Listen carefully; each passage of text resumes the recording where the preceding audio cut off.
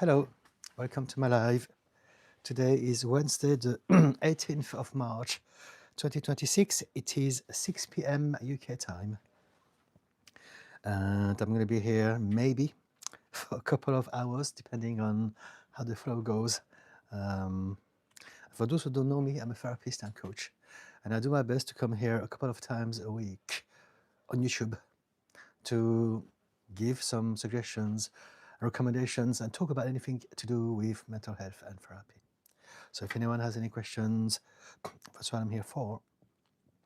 And the way I start my live streams is by always reading and commenting on some of my own short videos to give you either a reminder or a flavor of the sort of things that I talk about. So let's go down. Today is the 18th. Let me see.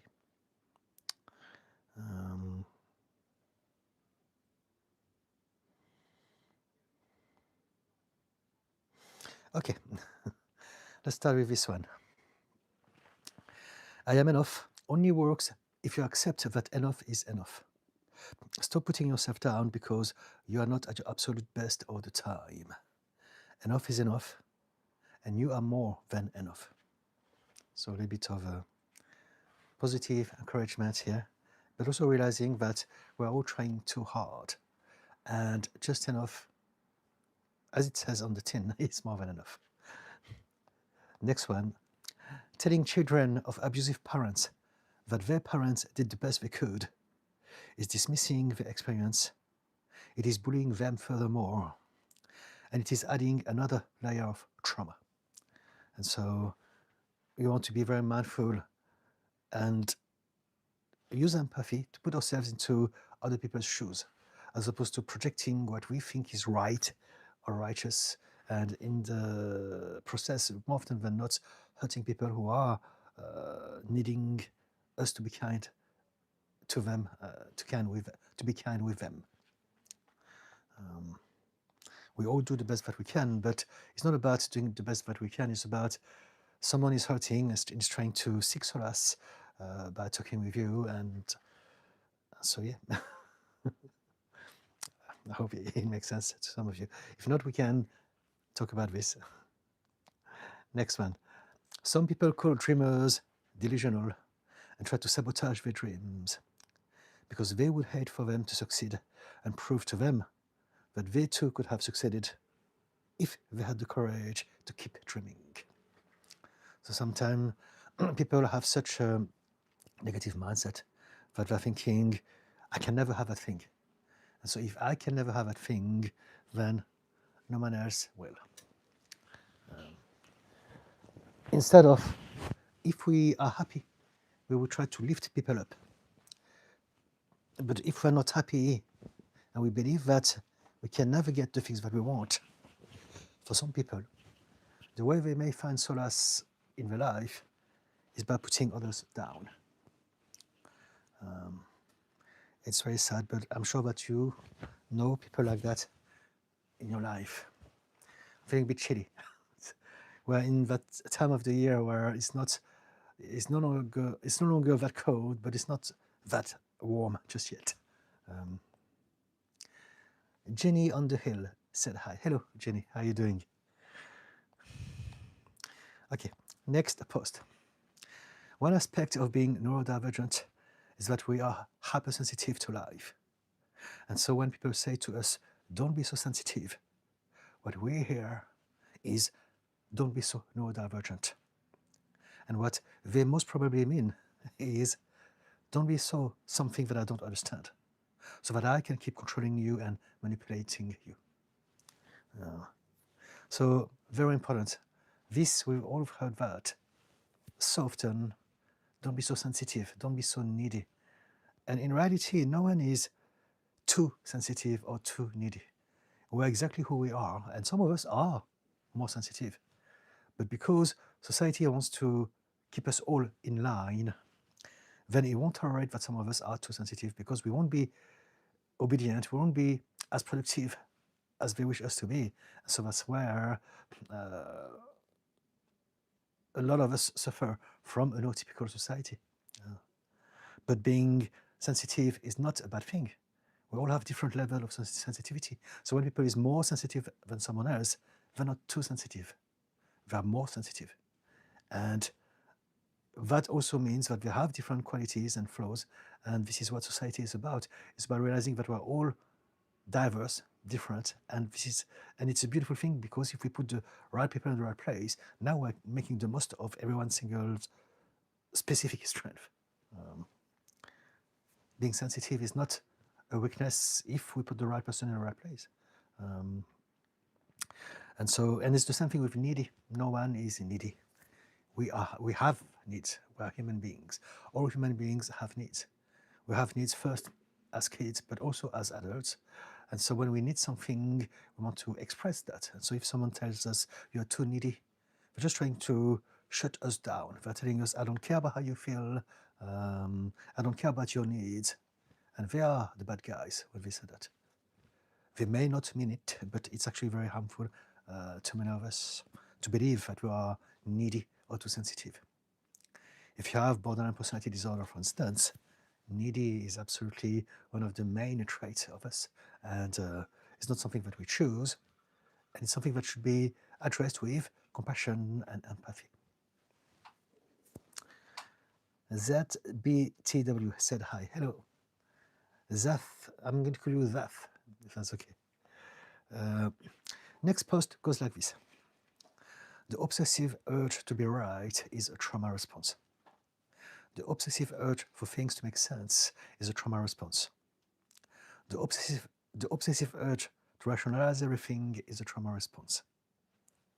Being able to surrender control and having an open mind and an open heart is a sign of healing. And so, again, one of those things that people get wrong all the time, or we all do, because society, culture is designed like that, but is that we need to have control of everything. We must control ourselves, we must control our life, we must control people, we must control our feelings and emotions.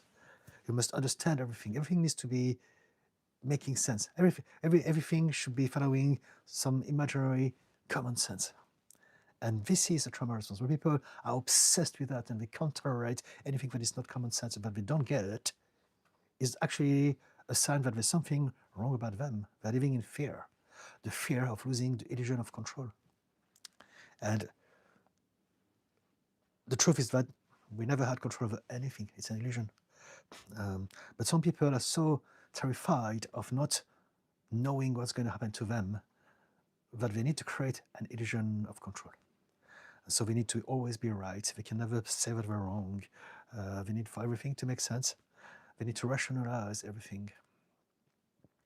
And if we can get to a stage where we realize that we don't need to have control because we're safe for the vast majority of time, most of our problems are something that we create for ourselves. I'm not going to say it's just in our head, because it's not. It is in our head, it is also in our life, it is also in our body, it's in so many things, it's in everything. But it is something that we create for ourselves unknowingly, because it's all a vast subconscious process, but still, nevertheless, something that we do. Gamer Fox, hi, a sub. Okay, thank you for your subscribing and your support, it's appreciated. John Cotton, I just noticed in myself that I dissociate quite often. It's ruining my life. I am never present with my wife or kids or my job. I understand the trauma behind why I do it. Can you speak on this? Okay. So dissociation is actually indeed a trauma response. I was talking about trauma response just now. And so basically, in a state of survival, when we're overwhelmed, we have 5 mechanisms that we can use. We can fight, flight, freeze, fawn, or flop. So fight, aggression. Flee, we can run away. And then, if we can't fight and if we can't flight, we're going to freeze. So typically, if we're a child and we're overwhelmed by a situation, we can't fight back, we can't run away, but we hate what is happening in this moment. We will dissociate with this moment. We will dissociate with our body. We dissociate with experiencing reality, because it's better not to be around so that we don't experience whatever they are doing to us. And so if we've been bullied, if we've been abused in any way, dissociation is a trauma response. And it's actually what creates trauma, the freeze part, because our whole nervous system is tense and ready to fight and flight, but just putting hold, because in that moment is the best choice that we can have. But it's exhausting, and also so it's exhausting on our system because we're in a state of readiness, but at the same time we can't do anything. And so because we go in a state of freeze, let's say if we are being abused as a child, then we are overwhelmed by the situation. If we could fight or flee, we wouldn't be overwhelmed, because we have a system to deal with that thing. We can fight it back, or we can run away or hide. But freezing, we can't. And so what it means is that it's going to disrupt the development of our brain. And our brain will create some systems over time to protect us, because it believes that the danger is still there. If we are overwhelmed to the point of freezing, that prevents us to put that situation that happened to us in childhood in the memory section. All of those memories are fragmented, and basically our brain believes that it's always still happening. And this is what a trauma is.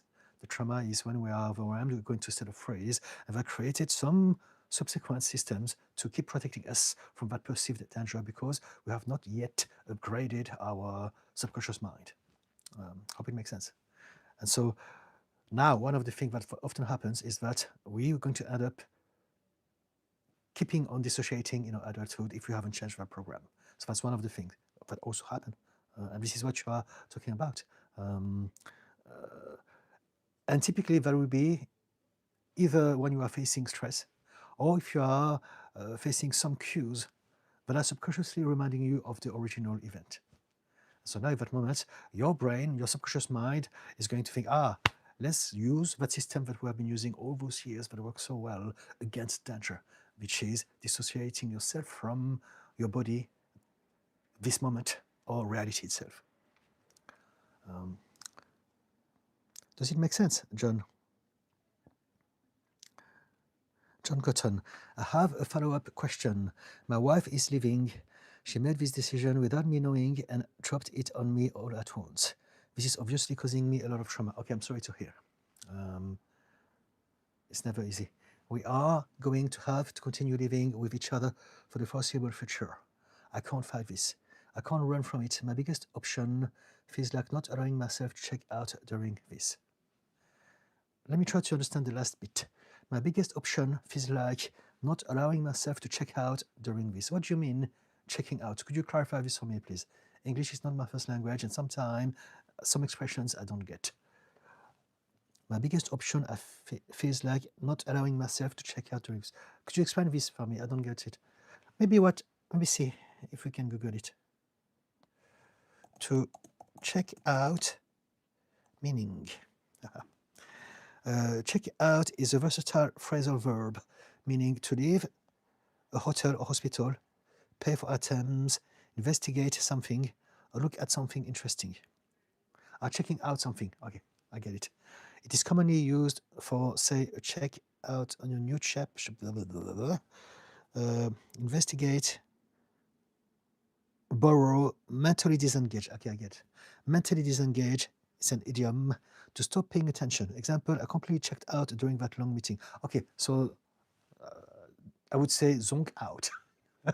Is the word that I use. I think that's what I mean. Dissociating, essentially, right? So let me read this again with that new definition. I can't fight this. I can't run from it. My biggest option feels like not allowing myself to check out during this. Okay. So your option is to not basically give up, not check out, not to lose focus. Is that what you mean? But this is the thing. Now I understand, I think, what you meant in terms of how you use the word, but I don't understand the meaning behind it. What do you mean by I'm not allowing myself to check out during this? I don't get it. What I'd say, just based on what you said so far, is do your best to focus on something, an exit strategy, and think, what I'm going through at the moment sucks, but it's only temporary, and it will get better at some point. But you need to have a visual of what is happening after that point, so that you can focus on that thing. If you keep on looking at your state of your life, at what is happening, at your regret, at your past, at the I wish I did this or not, all of those things, you're going to feel terrible. You're going to feel worse about yourself. And so the best thing to do is to find a way to create some hope, so that you can focus on that hope and use it as a target, as something that keeps you going. Instead of looking at the past, I should have done that, I could have, I would have, or instead of looking at a projection in the future that is sad and empty and negative. I'm alone, I've been let down again. So we can talk about this. I know, I understand. The more I'm hearing myself, the more I realize how it can be anything. I mean, there's so many, it's more complicated than that, I'm sure. And I would like to talk about this more. If you can tell us more about yourself, please, John. Simulation, press start. Sup. Simulation, I'm going to get rid of you because this is terribly offensive and racist. Okay, it's a shame, but it happens. We're on YouTube. So remove, hide user. Okay, that's it. So now we won't be able to see your message. I don't know if you can still see us, but all the messages are gone. Let's go down. Next, John Cotton. I mean, I'm trying to stay present. Get it. I spent 5 minutes trying to understand something that was the opposite of what you tried to say. Okay, I mean, I'm trying to stay present. Okay, that's a good thing. Staying present is always a good thing. Let's explore this. John Cotton. I often find the only hope I cling to is that she will change her mind, and I need to let that notion go. Yes, absolutely. Trying to believing that someone that is hurting you will change, if it hasn't happened for a long time, is something that you really want to change. If we do that, it's because we believe that that person is special, and also we believe that we don't deserve anything else than that. But also, it means many things. It also means that it can mean many things. It can also mean that you have found someone that reminded you of the people who hurt you in your past. And again, you are trying to somehow fix your past by fixing that person. And it's not going to happen. And so it is indeed a very limiting and even toxic belief that you suffer from. I can't change them. If I give them another chance, they may change for me. And look at the state of things. Has it happened in the past? The answer is most likely no, because otherwise you wouldn't be in that situation. If you look at the history of all of your relationships, I mean, starting with your family, your first family. But again, let's talk about it more, if you don't mind. John Cotton, your words have helped so much so far. Thank you. Thank you. Can you give me more details, please? I would love to explore it more. What I do, I only have few words, and then I'll go and see whatever comes out of my mind based on that. But I don't know you, and so the more you can tell me about yourself, the more helpful I hope that I can be for you. But you know what? If it's not working with a wife, work on yourself. Keep working on yourself, and realize that we create the life that we believe we deserve, based on our unhealed wounds, based on the things that happened to us, based on what we still believe about ourselves in this world today as an adult. And so the solution to this is to address that self-perception. If you can change how you see yourself, you will change all of your relationship with people, with the world, with yourself. John Cotton, what would you like to know? A question, a problem. If you can give me, because at the moment you told me about yourself, but the way my brain functions is to, I feed on question. So if you can ask me something specific with some key details, then I know what I need to work on, right? Because you said, I have dissociation and my wife is leaving, but what I'd like to know is, are there patterns? How is it affecting your life? How bad is it? Tell me more about the dissociation on one hand. And then in regards to your wife, tell me what would you like to change? Again, I'm dealing with you here, so I can't do anything about your wife, but I can do something maybe about how you see and experience that whole situation. So that is what we do. Healing is about realizing, and growth and self-awareness is about realizing that we can't change the things that are around us, but we can change how we experience those things. We can change how we feel about those things. We can change how we look at those things.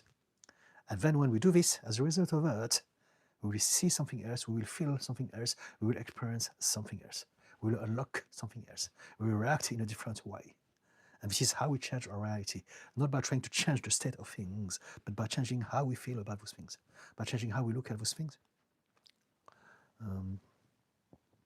John Cotton, I have a very hard time separating what is work on myself and what is work to save her. You don't want to save her. So this is the one thing so thank you for this. You want to stop trying to save her. It is not your job to save her. It's not for you to save her. You suffer because you believe that you must save some people who come across like your wife. You are here to find people with whom you can connect with, and you can guide them and influence them and be there for them and love them, but you cannot save them. If they are going to be saved, it will be a happening that will happen with luck in their own time, and it's got nothing to do with us. If we want to save them, there are many different ways to look at it. But from that conversation, what I'd say is that if you're trying to save someone, it tells me that maybe you see yourself as a carer, someone that is there to heal and help others, because it's the function that you've been given as a child within your first family. But as you do this, you are putting everyone ahead of you. And that creates a lot of unhappiness inside of you. You do this probably because as a habit, because it makes you feel safer.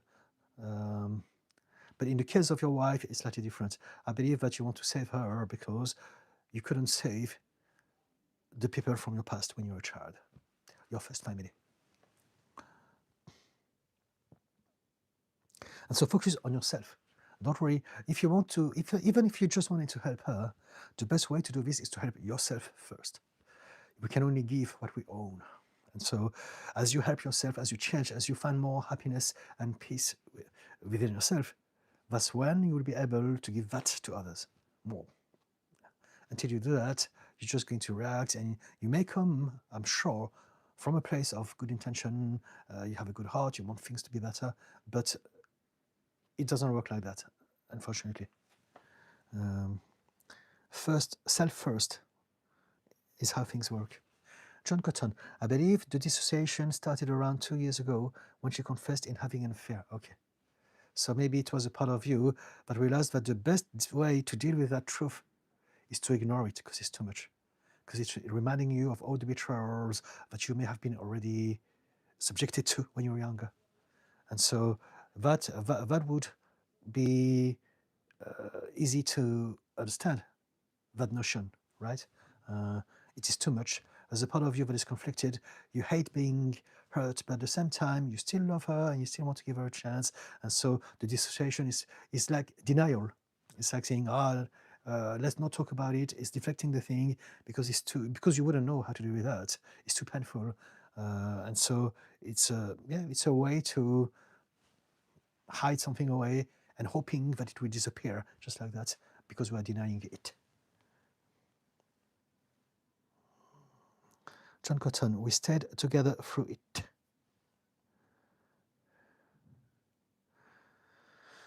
John Cotton, I probably have not fully healed and often dissociate. So it's a good thing that you want to work on your relationship and forgive her. But then again, it depends on many, many things. We're all different. And if it's affecting you, it means that you were not ready for that. It was not something for you to do. I mean, you tried, and it was part of your journey and what you're going through. But we're not Not everyone can forgive their spouse when they've been cheated on. Some of us can and can grow from that, but some of us cannot, because we all have different baggage and unheard wounds. And for some of us, even though we really want, here, we won't allow it. Because betrayal means being unsafe. And so it's not about choosing something consciously. It's about not feeling safe because I'm with the wrong person. They're going to do to me what my first family did to me already. John Cotton, I probably have not fully read that. John Cotton, this triggers her and she dissociates herself. Okay, so basically you are both dealing with your trauma. So it's possible to heal together in a couple, but we must first really focus on ourselves first. If you want to heal, I mean, now you're not going, you never know, you're still together physically, I mean, in the same physical space. And so it's possible to heal in a couple if you have the right mindset, the right focus. If you are both realizing, what I'm going through is not because of me and it's not because of her. It is because of them in the past. It's because of who we are together. It's because we find it difficult to communicate. It's because we are both traumatized, and it's because we both have filters that get us to experience a different version of reality. So something is happening and you're going to see and feel something, and she's going to feel and see something else. And now there's a discrepancy. And it is that discrepancy that is creating havoc in your relationship. And so now it's double complications because we're talking about you, but it seems that your wife also has a lot of baggage. And so without me needing to know what you or her may have, what I'd say is that we can only do what we can. So do what you can first to save yourself, to look after yourself. And if you could also try to rescue her. But the way that I see it is that if you are still dissociating, it means that you're not in a position to save her just yet. You don't have that ability, that power just yet. You're overwhelmed still by your own past.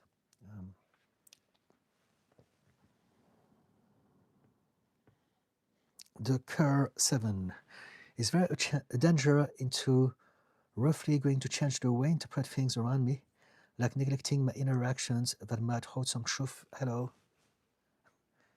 Let me try to read this again. Is very danger into roughly going to change the way I interpret things around me. No. Like neglecting my interactions. So it's two different things. You're conflating two different things. Neglecting your original reactions and changing the way you interpret things are two different things. You have forgotten one element. Life is made of time. So there's a moment, and there's another moment, and there's another moment, and so on and so forth. And so in one moment, you have a reaction. The next moment, you're going to give it a meaning. It's two different moments. It's not the same. And so when you are changing the way you look at something, you're not changing your initial reaction. You have felt that already. You have experienced it already, the first moment. The following moment, then you are facing a choice, and you can choose to either stay in that state, or you can choose to maybe take a breath, take a step out, and then the next moment, you can choose to give it a different meaning. It's all about moments, right? I understand, it's very confusing. Most of us, we don't get it. And this is the whole point of mindfulness.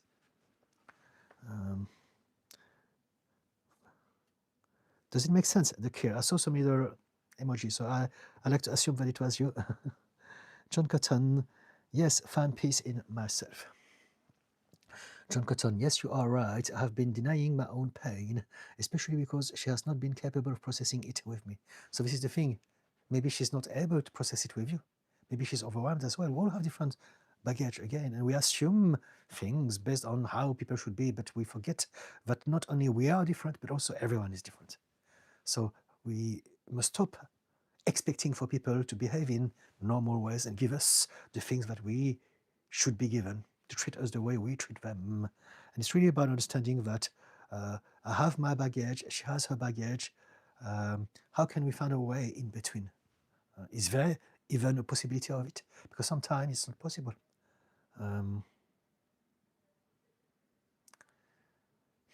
Sometimes it's not possible right here, right now. You know, with hope, because I believe in hope, it is possible that anything is possible. Nothing is guaranteed. But what I'm trying to say is that sometimes there's so much, we have so much baggage, and they have as well, but in that moment, it's just not possible.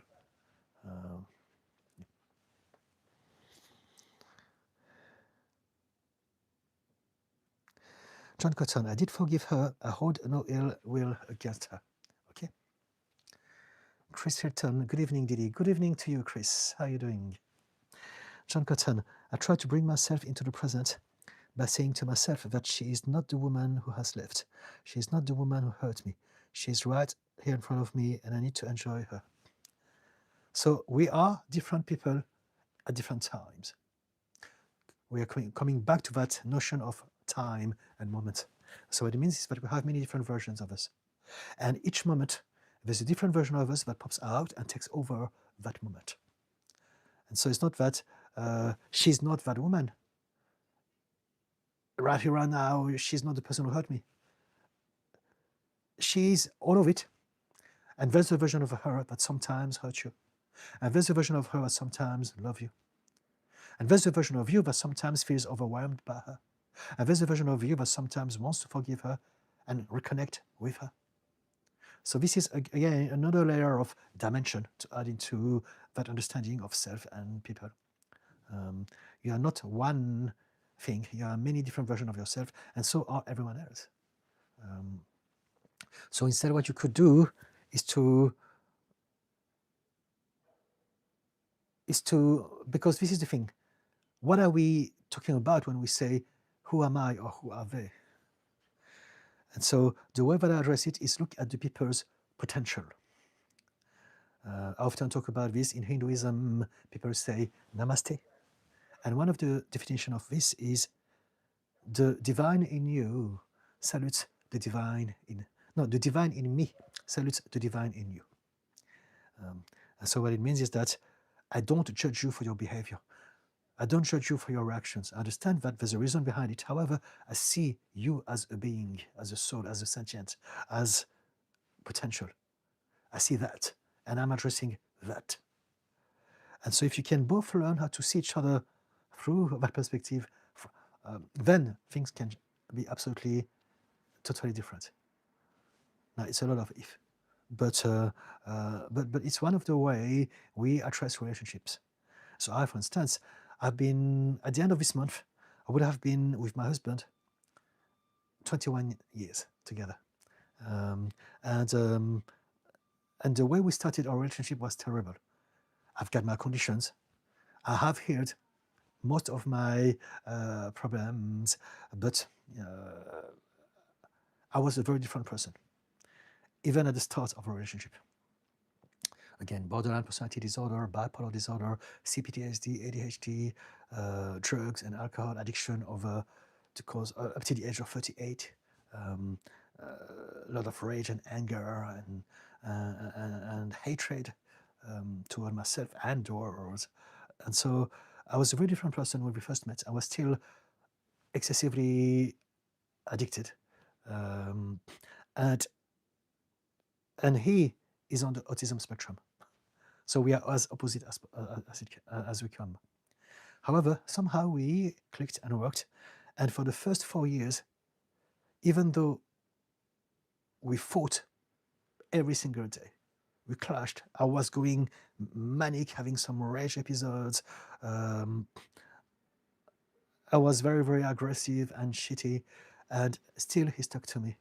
Even though he was overwhelmed by it, anyone would be, but even more someone who is on the autism spectrum and has been through trauma himself. But despite it, we learned how to change and to heal together. And one of the ways that helped us do this is that we always saw the potential behind the person, not the behavior, not the wounds, not the scars. It's like when I was young, I had a lot of problems with my mum. She was quite horrid to me. But I always knew somehow that it was not her. I always knew, I understood that she has been through trauma. So even though I suffered, and even though she traumatized me, heaps, all my life. Everything about my life was mainly because of her. I always saw in her the little girl that was abused when she was younger. And that made it easier on me sometimes. Because I could already dissociate the potential and the human being behind the pain, behind the hurt, behind the trauma. And it's the same way my husband looked at me. He knew about some aspects of my stories, and he could see that I was still an alcoholic, and I was still angry and anxious and depressed and full of rage. But he always saw me like a casualty of life, and because he's a kind human being, and he had that ability, he was able to help me in his way, even though for the first years together, he believed that I was going to unalive him. And I'm serious here. He told all of his friends, because I was still going through some manic episodes, waving knives, going berserk at strangers in the street, acting like an idiot, because that was still me dealing with my past. And it's the same way also I saw him. So again, because we're very, very different, the way he comes across can be very, very abrupt, being autistic. And because I'm very sensitive, being borderline, I take things personally very easily. So I've worked on myself. I'm okay with that now, except with him still, because we've been together for 21 years. And so we have established some habits of, some dynamics of emotions that I'm still learning how to dismantle now. 21 years is a long time. Right? But when we're having fights now, I always look at him, and I always, again, not now, I did it from the beginning. I saw the little boy that he used to be when I was younger. I'm not going to show you now because I've got some clothes, but under my arm I have a tattoo of him when he was a little boy. And basically it's a reminder that whenever I'm facing that person that is heartless, that is cold, that can be horrible to me, I am not facing him. I'm facing the autism and the trauma. And I'm seeing the little boy. Instead, I'm creating visual. I'm seeing him as a little boy. And he sees me as a little boy as well, who was hurt. And so that makes it easier. There's not just that. There's more to this than that, of course. But if we can realize that when we are having a fight with our spouse in this moment, we are not addressing the adult. In that moment, there's no adult. We are both back into the position of the child. We are back into our emotional state where we were as a child, how we've been left at based on what happened to us. And so some of us are going to be running away, hiding like my husband does. And some of us are going to be using aggression like I do, because it was my system. Everyone has got a different system. He shuts down and he moves away. I try to be heard, so I talk louder, and I want to confront every details of that situation because I need to have an illusion of control. And so if you can realize that in those moments we are becoming a child again, then we realize that the best way to deal with situations is to first change our state and become the adult again. We can do this through mindful breathing. We can do it through somatic exercise, all sorts of different things we can do to physiologically reset how we're feeling and going back from a state of survival, a child perspective, emotional state, to a rational and clear mode, which is the adult one.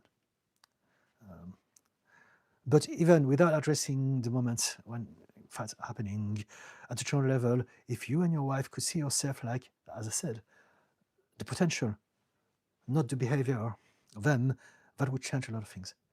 Remind yourself, this is not happening because of me, because I deserve it, or because I attract this. It's not because it's happening because of her, because she never listens to me or she can't help. It's happening because of them. It's happening because of us not being able to connect in that moment. It's happening because of both of us not being able to remember that we are now two unsupervised children in a room. There's no adult in this moment. And that's why things get worse. After that, we think about it, and we are still in that emotional child state. I hope it makes sense. Again, for those who don't know me, all of my live streams can be found the following day to be replayed if I said anything that was interesting and that you would like to listen to again. Okay. John Cotton, this helps bring me into the present, and I notice she also relaxes when I do so. Okay, so basically you are doing, maybe I should finish reading the stuff before I get started to talk, but you are telling me that you are doing this already. Good, great thing. Christine said hi, hello. Christina Williams, does mindful manifestation and using desire and imagination create more money in your life? No. So basically, we manifest things already, but there was about it. The way that you phrase things tells me that you are maybe a little bit confused, and that's understandable because there's a lot of noise out there.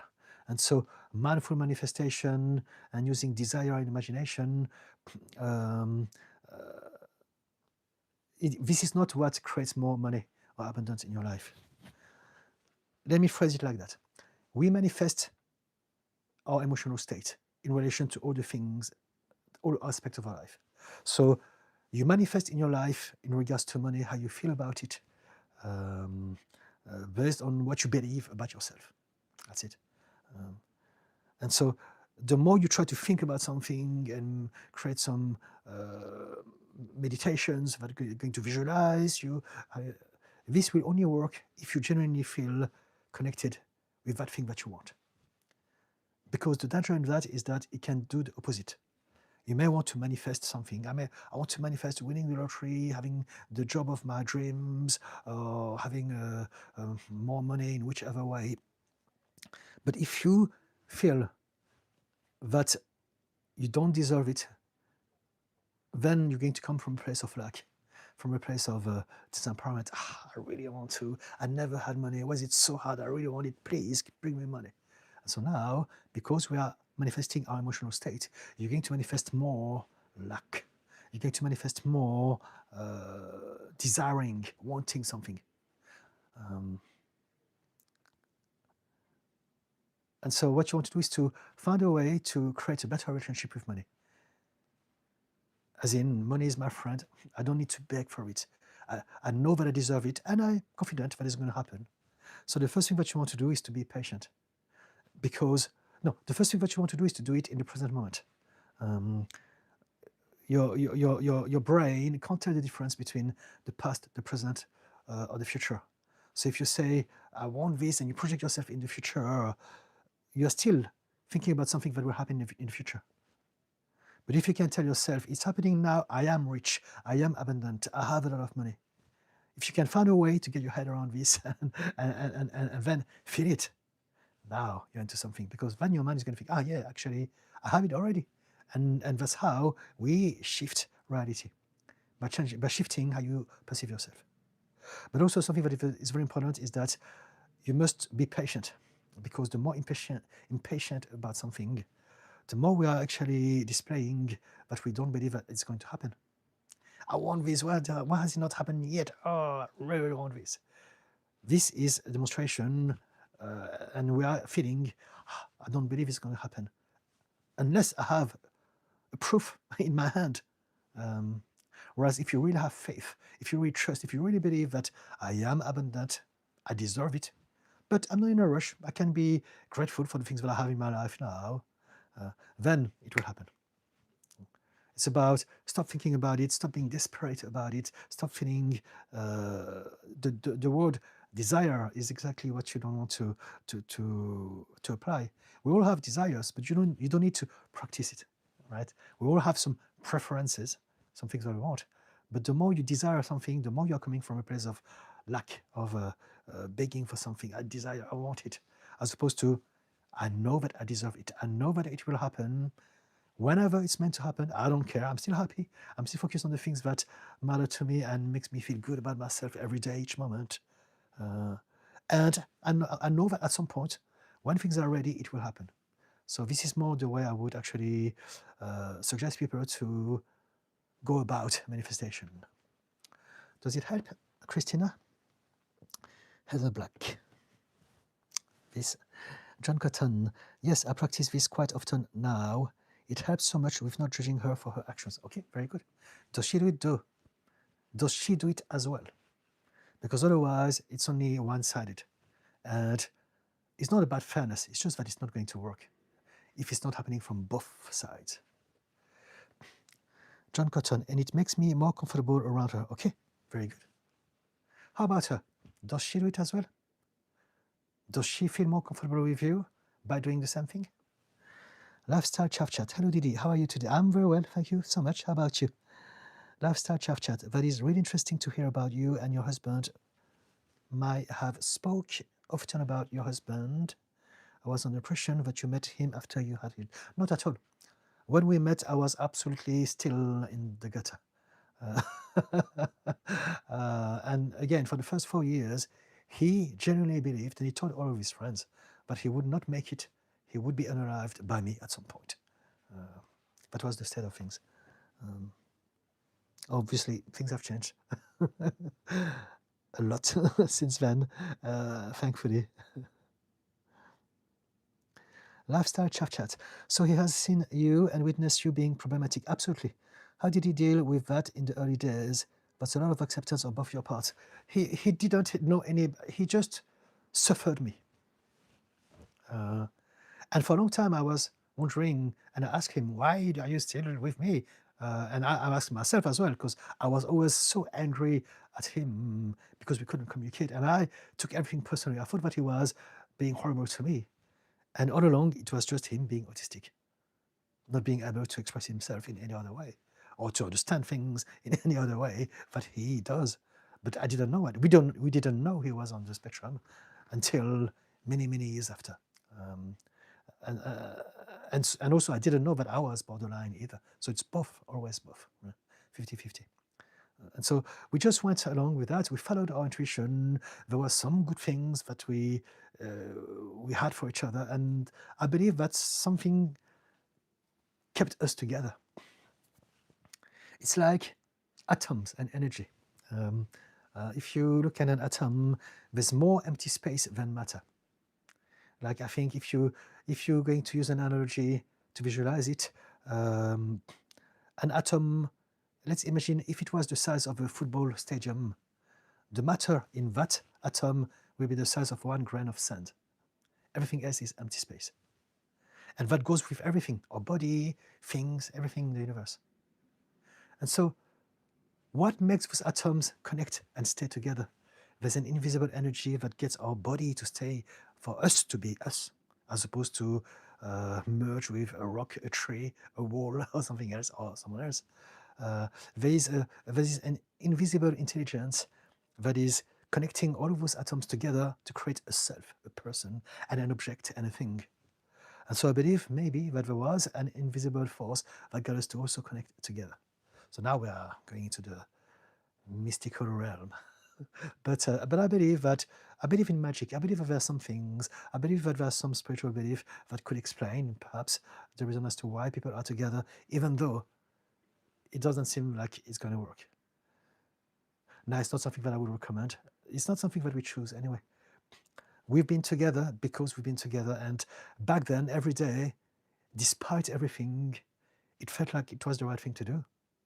And we stuck. Despite what we thought, it was something here. And eventually, as I switched and got better, everything changed. And then we both got better more and more so, and it's still happening. Again, we have 21 years. We have a lifetime to undo, not just when we're together, but also we all have also older baggage to address. And so, yes, I believe that when it comes to relationship, we don't really choose the people that we are with. We just do whatever we can do based on how we perceive ourselves. What we can do, however, is to work on ourselves, because as we work on ourselves, we get to attract different people. So, yeah. I believe that, I don't know, I would like it not to be an exception, but I believe that my story with my husband is relatively exceptional, because more often than not, if it doesn't work in a relationship, it's better to separate. But here we are. John Cotton, but just to answer our question, Lifestyle Chat, it's not that we had some conscious acceptance and awareness of the situation. We're just going with the flow, going through the battles, the chaos of me, and the chaos of my, so the chaos of me for him, and the chaos of my internal turmoil for me. John Cotton, my wife is autistic. Oh, all right. Okay, so there you go. And I work so hard to understand her, especially the way she's so abrupt. Okay, so that explains everything. So now we can talk. So there's some similarities here. So maybe you are not on the spectrum that I am, but your wife is autistic, and that makes a huge difference. Something that took me a long time, and I'm still working on it, is to realize that the way my husband communicates with me has got nothing to do with me. It is the way he thinks. It is the way he functions. It is the way he perceives the world. And sometimes we need to spend a lot of time trying to communicate so that we can find a way to understand each other. But this was exactly the reason why I went into so many endless episodes of rage with him, because I felt unseen. I felt that he was. I've never felt as lonely as I've been in my whole life because of him, basically. But when I say because of him, it's because of what I believed he was telling me or doing to me. When in reality, now that I understand the bigger picture, he never did anything to me. He just behaved the way he did because this is who he is. It's got nothing to do with me. And this is what changes everything. So maybe it's something that you want to address, but very importantly, because we have not addressed this yet, what does your wife do in regards to a relationship? Does she do something about it? Now, of course, now I understand that there's also the element of autism, so that makes everything different. But we can talk about this again. I'm very familiar to that dynamic. John Cotton, I have accepted it as her, and I have truly learned to love her for those limitations. It's not limitations. This is the thing. As long as you believe that it's a limitation, you're still looking at her from your perspective. I expect her to behave in a certain way. So if she cannot give me what I expect, she is limited. And that is looking down on her. And that is creating, again, a disparity that will create more hurt. Look at her through the eyes of empathy and compassion, and try to imagine the world through her eyes, through her own experience. And you realize she's not limited. She's just experiencing something that is different. So now already you are starting to connect with her instead of thinking that she's lesser somehow, because she will feel that. If you think like that, if you feel like that, she will feel it. Whereas if you're trying to see things from her perspective, she will also get it. And she will love you more for that. She will connect with you. She will think, finally, someone can see me. Someone is trying to make an effort to understand my point of view. John Cotton, instead of taking it personal, Scarlett, they say not to commit to someone because of their potential, but rather for who they are. They say if you don't like who they are, don't be with them, and to never fall into the potential. So I don't know what you mean by they say. Who say that? But let's address what you said. I don't know what it means.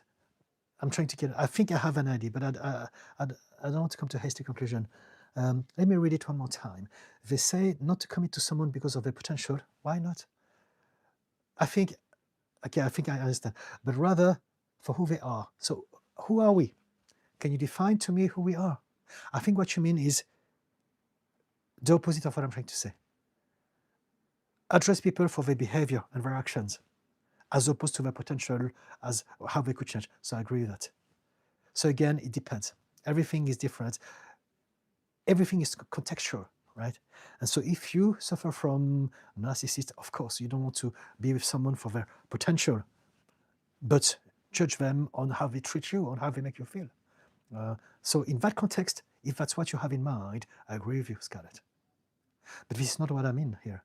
I'm talking about a bigger picture than that. And so I'm just going to brush it off and resume this by saying that everything is contextual. Everything depends on a specific narrative, frame, a point of view, perspective. And so within the conversation that I had with John Cotton, This was absolutely relevant to what I said. Right? Now, if you talk about not giving a chance to a narcissist, I agree with you. Yeah. But this is a whole different conversation altogether, right? I hope it makes sense. Michelle, I love that. Thank you. I will try and remember that. Thank you, Michelle. Kevin, hi, did Ken. Call me Didi, please. And there's no H to Ken. But no, yes. Genghis Khan. Confusing, right? Just call me Didi, please. Lifestyle chat. He was autistic in what way? Could he not express his emotion, or could you not read his emotion? Did there appear code? You couldn't read him?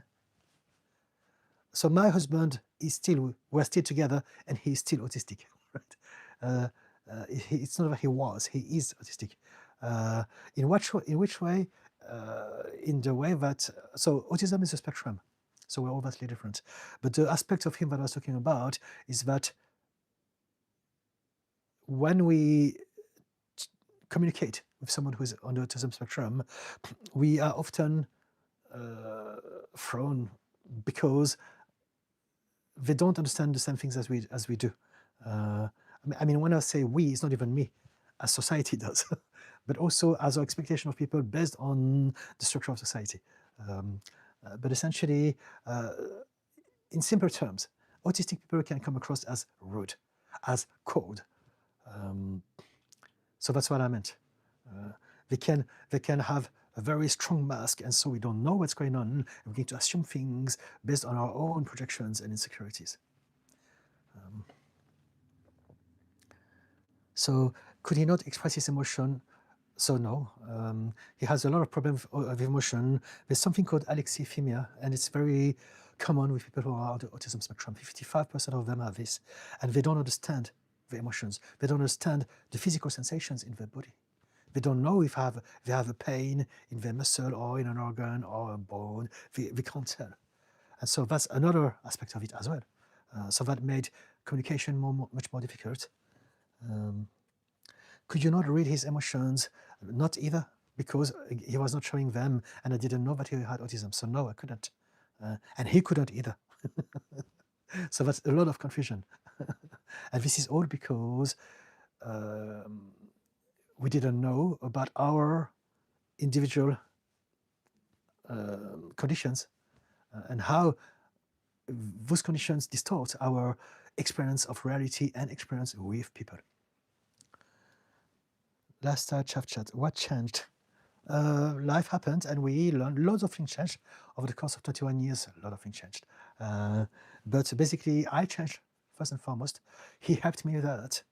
And then as I changed, I helped him change. And then we keep on helping each other, changing together. That's it. John Cotton, my wife and I have been together for 22 years.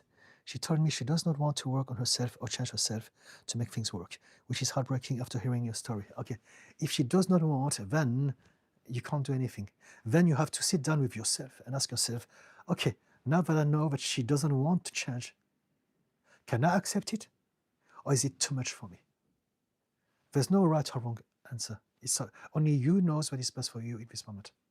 So there may be a part of you that still wants to do it, but there may be a part of you that is overwhelmed and that is sick of it. I don't know which one is which. Only you knows. But know that if you decide to stay, know that it's going to be a long journey. It's possible. Everything is possible, but nothing is guaranteed. If she doesn't want to change, you know what? I'm going to go back on what I said. If she says she doesn't want to change, also that could be her autism speaking. It can be overwhelming. And autistic people, they need everything to be predictable. And so the idea of changing anything, for some of them, can be overwhelming. So there's that also to take into consideration.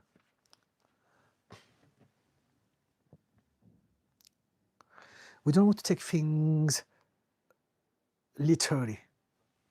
It's about us, and this is for everyone, but especially with people who are on the autism spectrum, we want to learn how to read between the lines.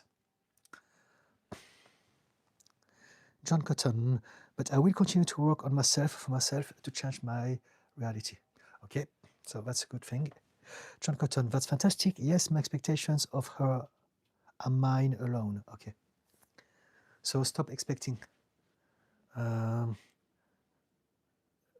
Do your best to be in this moment and listen to your body and do whatever your body tells you you can and you should be doing in that moment. Scarlett, after how long in a relationship did you start living together and sharing responsibilities? It was never about sharing responsibilities. This is a whole different conversation. We don't believe in responsibilities. Are you talking about responsibilities in regards to how we hurt each other? So that's a whole different conversation. I need to understand where you're coming from, Scarlett. After how long in a relationship did you start living together? We started to live together from the beginning, from the get-go. Again, borderline, super impulsive. This is me. And so when we've met, after our first date, 3 days after, knock, knock, knock, with my luggages, I'm in, I stay. That's how it happened, basically. And so right away, we lived together. That also created a lot of problems because he was not ready for that. But somehow, my energy got me to push myself into his space, and his energy allowed me to invade his space. That was always so precious to him, again, being autistic. So we've been together, living together from the beginning, and sharing responsibilities. So I don't know what you mean by sharing responsibilities. If you want to clarify this, please. Are you talking in regards to practical things? We've just been living together, and the way we do things is not neurotypical. That's why I said responsibilities, because to me it doesn't make sense. We just do whatever we feel is the right thing to do, and things somehow click together and it works. But it's true that at the beginning there was some frictions because, again, me being ADHD, I can be very messy, and I don't do anything unless it's been there for 6 months, and suddenly I clean and I organize everything, and it's spotless, like a maniac. But for him, because he needs order and predictability, I was hell to him. And so we had a reflection for a while at the beginning. Him and his friends believed that I was there to take advantage of his goodness, for him to do all the hard work and me doing nothing. And it's not like that. It's just that I have a different way of functioning, and we didn't know it then. John Cotton, I didn't mean to say limitations. Okay, all right. Okay. I believe you. But pay attention to your words, because when you say something, it still comes from the inside out. So even though if you don't mean it here, there's a part of you that still believe in it, even if it's tiny little part. And so by changing the word, now, by changing how you say this, you are nibbling that last remnant of you that still believes of this limitation. My watch is telling me, with that weird sound, that serenading sound, but it's time for me to post my third TikTok post of the day. So just bear with me, please. I'm going to do it straight away.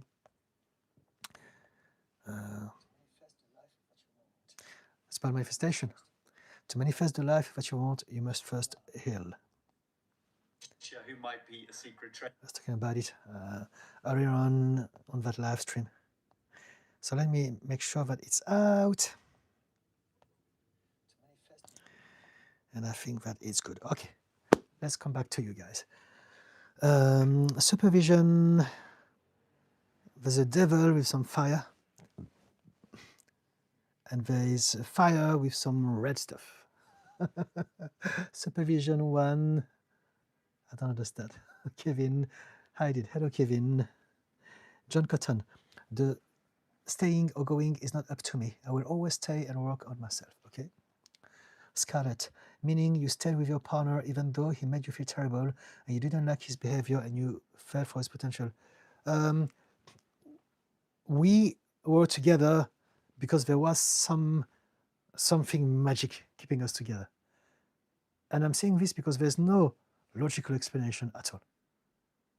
We fought every single day. I was in a state of rage. I was all over the place. I was still alcoholic. And he was terrorized terrified of me and overwhelmed by me, and he hated me being like that, and I hated him being the way he was. And somehow, for the first 4 years together, that went on. And most people wouldn't stay in such a relationship more than, I don't know, a few minutes. And yet we did it.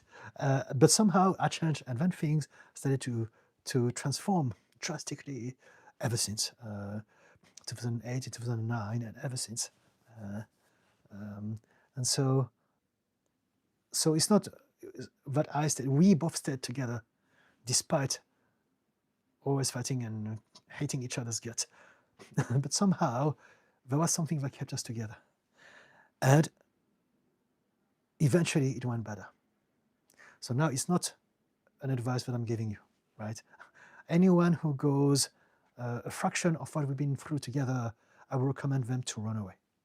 But somehow this is what happened to us, and it worked. And so my advice would always be work on yourself, keep away from trouble. It's going to be easier. However, there's always exceptions to any rules.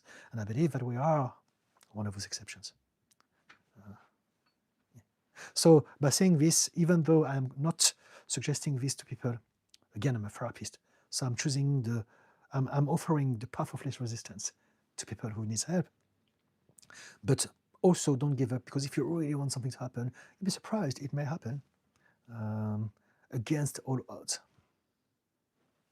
I never want to be the guy who says something is never going to happen, because in my life I have seen so many things that were never meant to happen that did happen.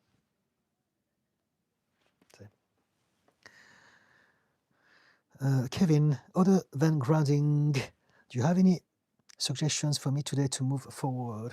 So for me to know what to suggest to you, I need to know what you mean by this. What is holding you from moving forward? Which direction? What are we talking about? What do you want to achieve? What do you want to change? What is it what you want to do, but you cannot do? And then I can give you some recommendations based on that. I need to have an idea of your problems, basically. Scarlett, responsibility of taking care of things in the house shows financial. Okay. So that's what I meant. So I am irresponsible because of my conditions. I have executive dysfunction, and I find it very difficult to do anything unless I am driven by excitement. And so because of that, he was always in charge of everything, and there was a lot of resentment from him, because he believed that I was there like a king doing nothing, and that he was doing everything on my behalf. Just 1 second, please.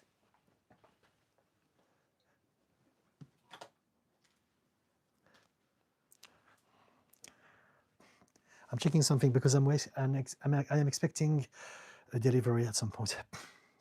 And so, yes, at the beginning, we had a lot of frictions, because he would be very upset at me, because he would assume that I would take advantage of his kindness. And I was very upset at him for saying this about myself, because I would take it personally. And even though I didn't know that I have my conditions, I knew that it was never intentional. I always did my best all of my life, and I've been criticized all of my life for being stupid and lazy and irresponsible. And so that, the discrepancy is what created the friction.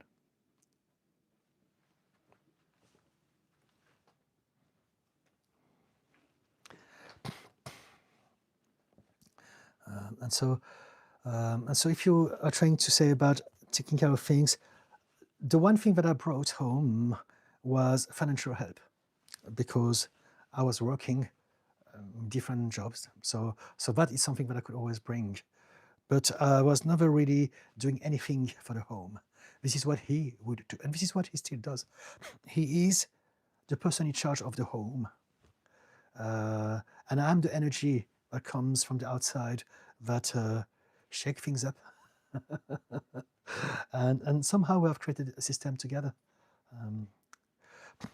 I remember that in 2016, I realized about my mental health and about his mental health, and I realized that we had to change something about it.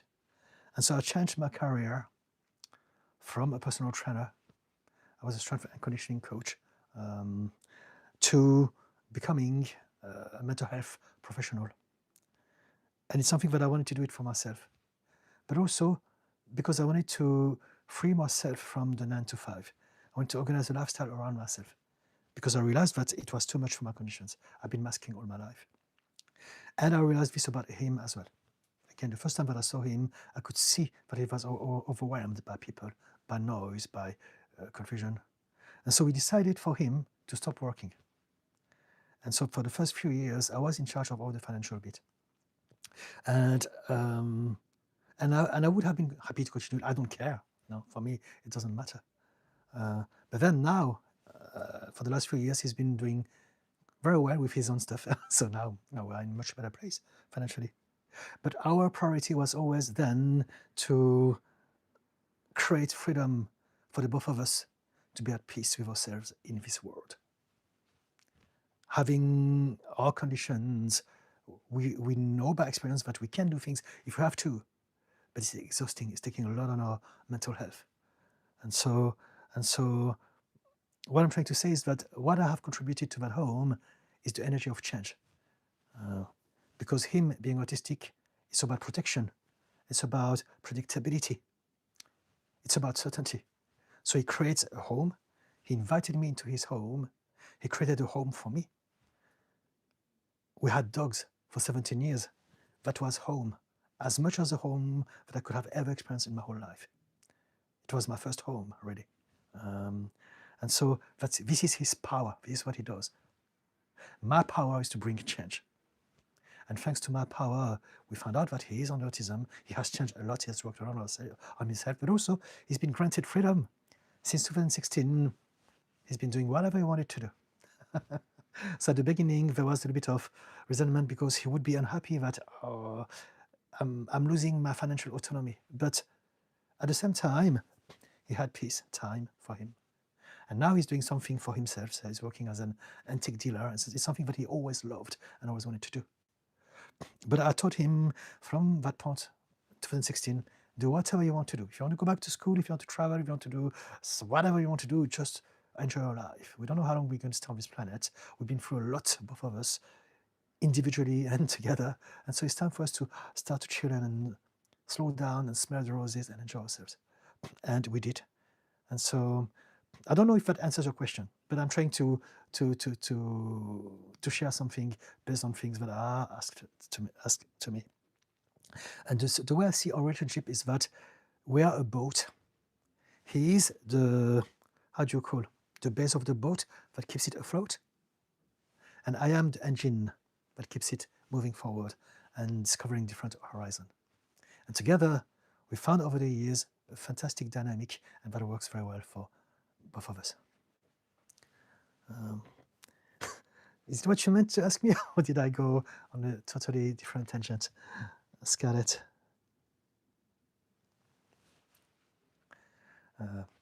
I think everyone has different systems, and as long as both parties are happy with that system, that's all that matters. But it's true that at the beginning we had some conflicts, some frictions, because because he was still expecting me like society would expect me. It's not because of him, it's because he's been taught that people should be like that, that it should be 50-50 for everything, and it's not like that. Sometimes things change, sometimes it's 100% or it's 25%, and then it shifts as we go through life, things change, and that is in regards to every aspect of our life as well. It's not just one thing. But the main thing is that there is some sort of will to keep doing it together and to try to maybe keep creating a better system consistently and continuously all throughout the relationship. That's it. Let me have a cup of tea. Did you find this interesting, Scarlett, or anyone else in the background?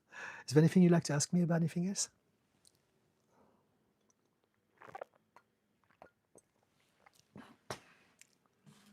But what I'm trying to say, Scarlett, is that when we first started to be together, we didn't sit down with a plan. So you're going to do this, I'm going to do that, Not at all. We just went intuitively, like I believe most people do anyway.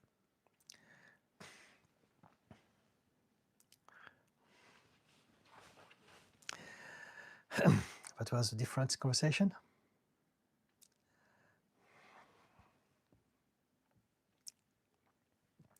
And so I'm waiting for more comment from you guys. Do ask me if you want to talk about mental health therapy, psychology, human behavior. I'm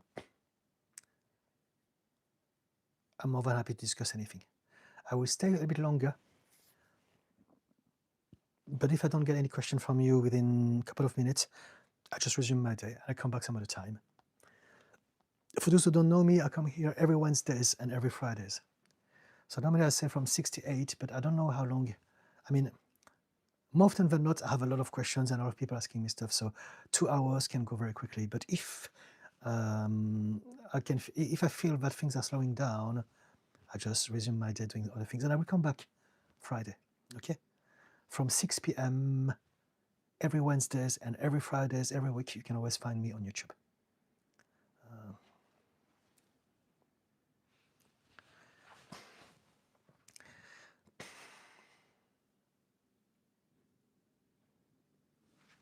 Kevin, there is I'm grounded. Thanks for the mythos. Oh, I was waiting for you, Kevin, to tell me what you say. You like to have some tips in order to move forward. To move forward from what and to where? If you can tell me that, I'd be happy to give you some more systems, perhaps.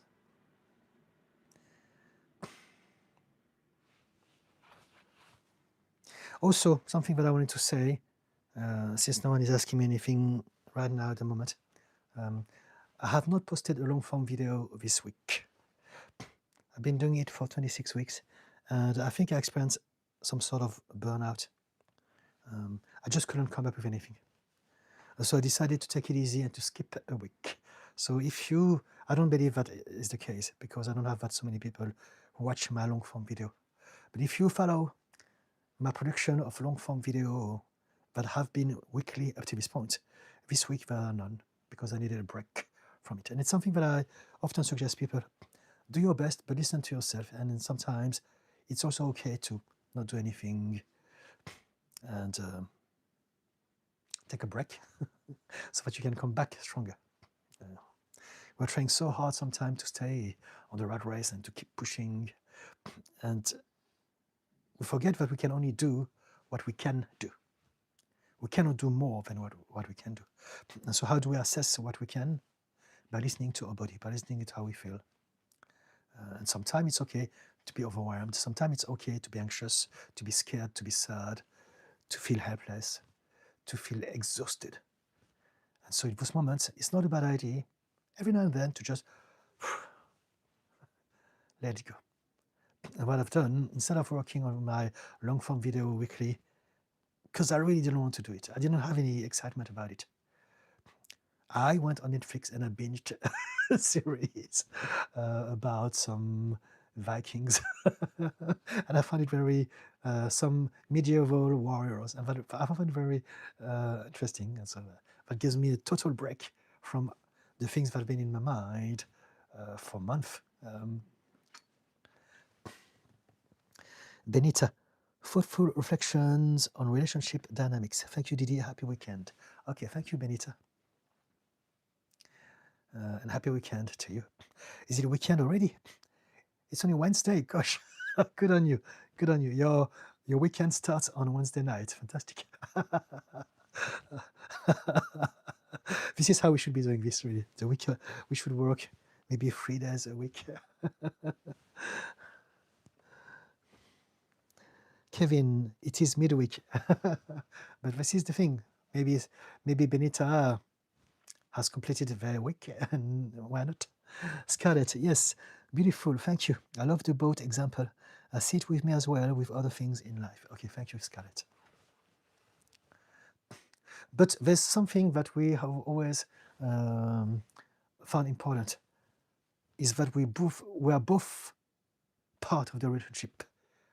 We both matter, and we both must bring something in. However, the thing that we bring doesn't have to be 50-50 for each aspect of our life. There are some fields where I bring more, and there are some fields where he brings more. And this is more how we should be doing this, because we're different, we have different skills, talent, preference, natural abilities. And so, yeah.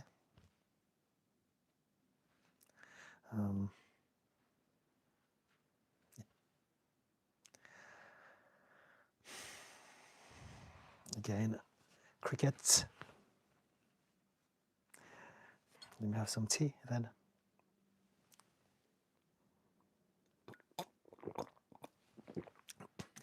Maybe I can promote my existing long-form videos. If you don't know, up till last week, I've been posting one long-form video every week, around 7 or 10 minutes long. And they're all about different topics related to self-help, to mental health, to relationships, and all those things.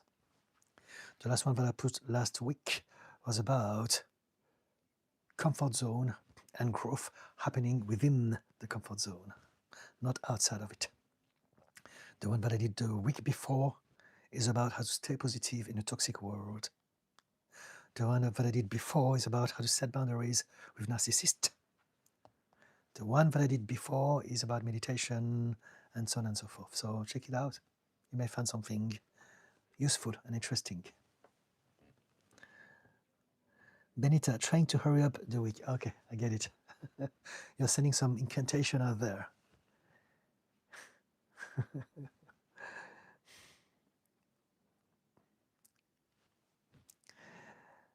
Thank you for the little heart.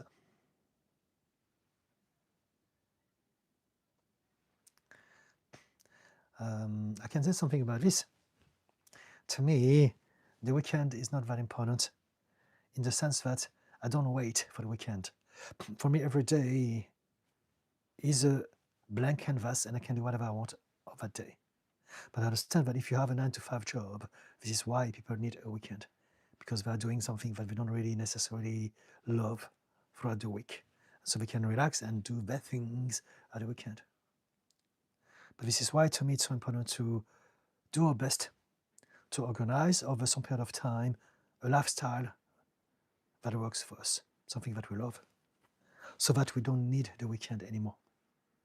I don't care about the weekend. For me, any day I can chill, any day I can work, any day I can be productive or just enjoy myself, being productive, enjoying myself. It's a type of productivity. And this is pretty much how I run my life. I run my weeks more like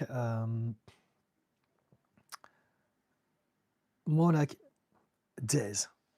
Each day to me is like a week.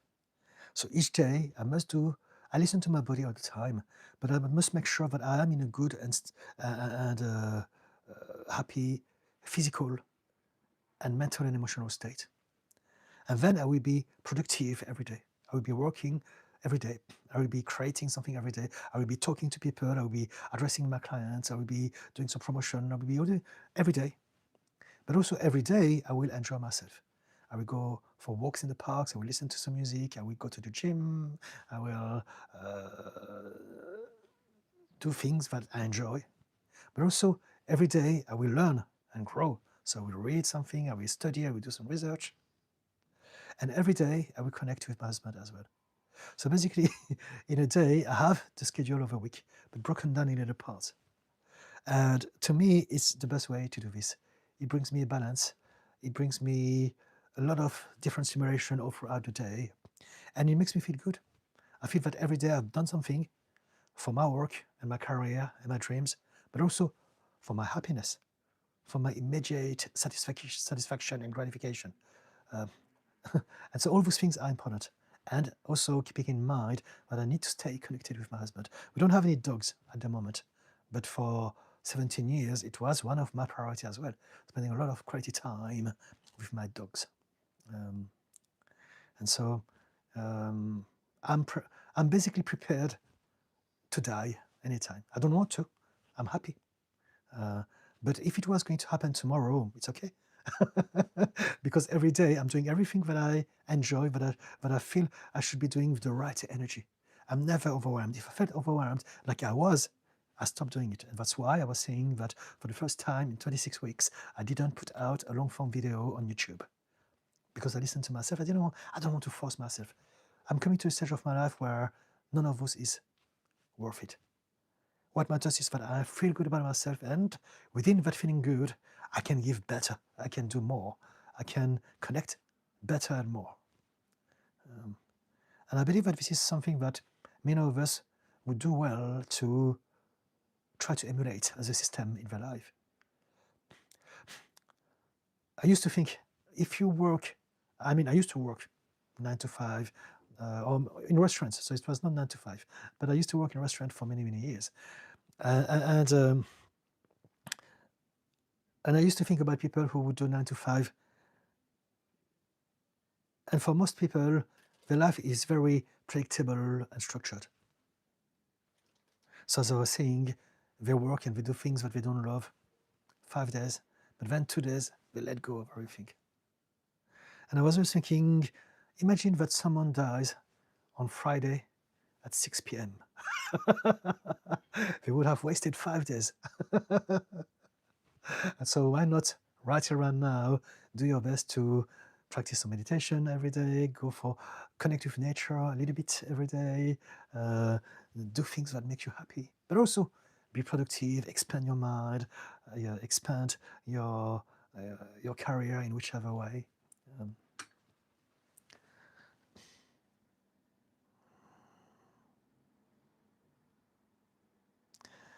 There's some more comments.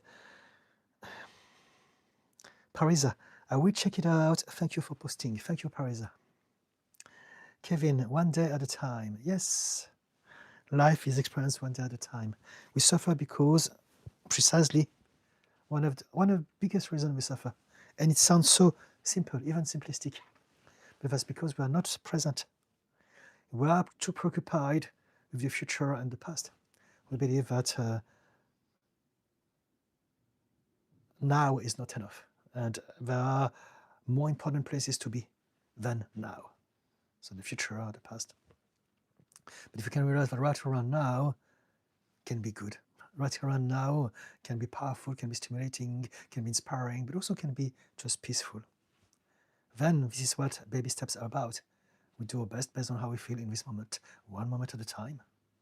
Instead of putting pressure on ourselves, I must do this, I must do that, I feel bad on myself because of what happened to me yesterday or in my past. And we forget that the present is not only the only place we can ever really experience, as opposed to dreaming it, but also in the present time, more often than not, there's a lot of goodness for us to enjoy and appreciate.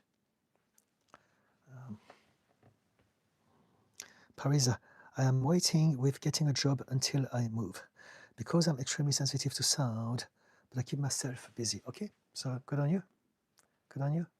You have a plan and you know that it takes time for things to unfold. So in the meantime, you're doing other things. That's the way to do it. Hui, hello from London. Hello, Hui. I'm from London as well. This is London. So we are sharing the same city. I live somewhere around the King's Cross, Russell Square area. Benita, good point. Every day listening to my body, good balance of challenges and pleasures. Yes. Pleasure is important. You frame it well. Challenges and pleasure. Absolutely. Very good. Pleasure is important. A lot of people talk about happiness and joy, but they don't like to talk about pleasure because religious dogma brings a lot of sins and shame. But any type of pleasure is fun, is enjoyable. Why not? And we are meant to be stimulated in many different ways. So there's a difference between being addicted to something and enjoying something. And so, yes, challenges as opposed to problems, challenges and pleasure. Very good. Thank you, Benita. Scarlett, at that point when in your relationship, did you want to work on your sobriety? It's not that I didn't want to work on my sobriety. When you're addicted, you don't choose. People don't choose to be drug or alcohol addicted. We don't choose anything. This is a myth. We don't choose to work on ourselves. We work on ourselves if and when we're ready to work on ourselves. We may think, I want to change, but if we're not ready here, whatever we think is worthless. Because we are limited and dictated by our emotional subconscious program. And so, yeah, anyone who is addicted, we get addicted to something, not because we are weak, not because we don't want to work on ourselves or we don't want to heal. We do this because we don't have any other choice. That's all that we know, because essentially we suffer. And we have discovered something that allows us not to suffer for one moment. And so the analogy that I often use is that we have been in hell all of our life, and suddenly we discover that something can give us heaven for a moment. Anyone in our shoes would do the same. We don't choose, realizing I don't need to suffer hell. For one moment I can be in heaven. Anyone would do that. And that's why we do those things. And so the problem with addiction is that we look at the wrong place. We look at the addictions and we look at the myth of character. People are not trying hard enough, they're weak. And it's never that. People who have a propensity for addiction have some trauma, have some conditions, have some things, some baggage to deal with. And it's because of those things that they need an addiction. When people say, yeah, but you should stop, you should work on yourself, you should stop drinking, stop smoking, stop eating junk food or whatever, stop drugs, stop PORN or SEX or whatever that it may be, gambling. They're saying this because they don't know what it is to be in that person's body and mind. This is why empathy is so important. No one chooses to be addicted any more than no one chooses to be anxious or depressed or overthinking, intrusive thoughts, obsessed with things. No one chooses anything. Everything that we have and experience is the result of everything that happened to us up to this point. All of us. Character is a myth. Personality is a myth. All of our behaviors are patterns of behavior that are adaptations from our childhood based on our genetics, as in our sensitivity. Right? We are born different. We have different level of sensitivity, and from that, our environment is going to exacerbate our predispositions. And so let's say if I'm very sensitive and I experience a harsh environment, it's going to be much more traumatic to me maybe than other people who don't have that sensitivity to start with. And then the next thing is that now all of our life we're going to suffer not only from the environment because we're hypersensitive to it, but also because of the criticism of society that does not understand that we're different. Why are you so stupid? Why are you so lazy? Why are you not trying hard enough? Why are you so weak? Why are you so mean? And instead of asking, what happened to you? Why did you develop those systems to protect yourself against the world? That would be the best way to go at it. But again, it's no one's fault. We don't know. And this is why I'm doing what I'm doing here, to teach people about all of those things. We're all the same, and we're all doing our best. And so at that point in my relationship, did I want to work on my sobriety? I've been trying all my life to be happy. I've been trying all my life to feel good, not to suffer. That was my priority. I didn't think about stopping drinking or this other. Maybe every now and then I would think consciously, I understand what it does to myself and my body, but it was never an option because I needed that thing. Otherwise, I wouldn't be here today. I tried to unalive myself many times when I was younger. And my addictions were literally the things that kept me alive, that bought me time, that granted me a day and then another day and then another day to keep on feeding that little tiny little bit of hope that I had left inside of me. And so, yeah. Maybe I think what you want to find out is, when did I stop drinking? So if that's what you mean, something happened. I will not go into that because it's late now. I can talk about it next time at the beginning of the live stream. But something happened to me, and in 2008, I was able to face my past and to change some things about myself. And I did, and it took me many months, and I changed, and I went teetotal the moment that I realized that I changed. And it was easy because I was no longer in hell, and so I didn't need to have that thing to bring me heaven. Yeah. And that's why when I address addiction, I always address the root cause of the addiction as well as the addiction itself. And the analogy that I always use is that an addiction has two elements, the fire and the smoke. The addiction per se is just the smoke.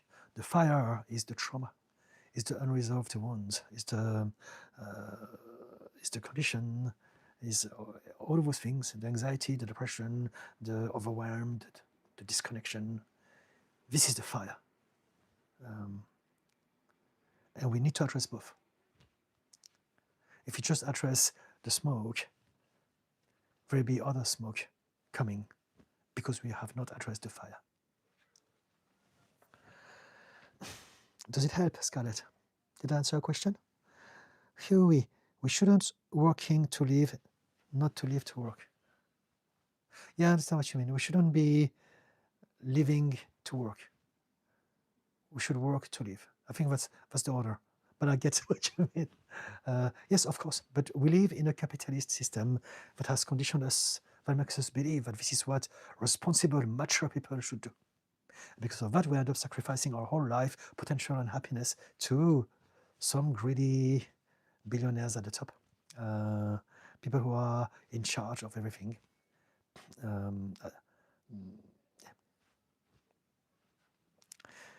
But there are more and more awareness about this now. There's a whole new generation that realizes this, and there are some places in the world that also start to implement change in the structure of a society to make it fairer. So look at Scandinavia, for instance. I've read quite a bit about it, and I know that many places in Scandinavia are very, very good in that. They pay a lot of taxes, but they like it because all the money goes back to the people. So they have a lot of things that we should have for free, and a lot of help happening. Something that we don't have in the UK or in America or in many parts of the world, because capitalism is more important than the well-being of the people. So basically, people at the top are treating everyone else like cattle. This is why we've been conditioned we've been bombarded with conditioning. You must work hard. Why? Working hard is a myth created by capitalism. You don't have to work hard. Do things that you enjoy. And if you do something that you enjoy, you will be working a lot because you enjoy that. But working hard means do things even if you hate it. Otherwise, you're bad. You're committing a sin. You're going to end up in hell, something like that. And people are praising people for working hard. And it's ridiculous. If you work hard, you will get everything that you want. It's not true. If it was true, and I can think of millions of people, like lots of women in Africa, who should be billionaire right before we even get started. But even without getting there, people who work hard, who have free jobs, people who work for the NHS, and they never have a break. See them at the hospital and they're overwhelmed, they're knackered. They work bloody hard and they're not billionaire. Single mum who need to work, they work hard. They don't get what they should get if it was the truth, right? And so we want to realize that we're here to self-realize. We're here to achieve our own life, to do the things that we should be doing, to do the things that we're good at, that we like, that comes naturally to us. And if we can all tap into our potential, this is what a better society is about. Everyone has a place in that society, because society is precisely the use of everyone's different talent, as opposed to trying to force people to do things that they don't want to do to keep the machine going. This is why I often talk about how society is structured in a way that is toxic to people for mental and emotional health. It's bad, it's terrible. And we want to change this. There are some good people who are trying to work on that. But it's a battle that is ongoing. And since I'm here to talk about mental health, it's very paramount to realize that mental health is not just about addressing our past. as in our emotional triggers or wounds or blocks. But it's also about addressing society itself, because we are affected by our filters to do with our past, but also to society as a whole. It's still there. The government, the media, they've been lying to us since the dawn of media. It's always been the case. And it's so obvious now to the new generation. So it's a beautiful thing. Things are changing. Yeah.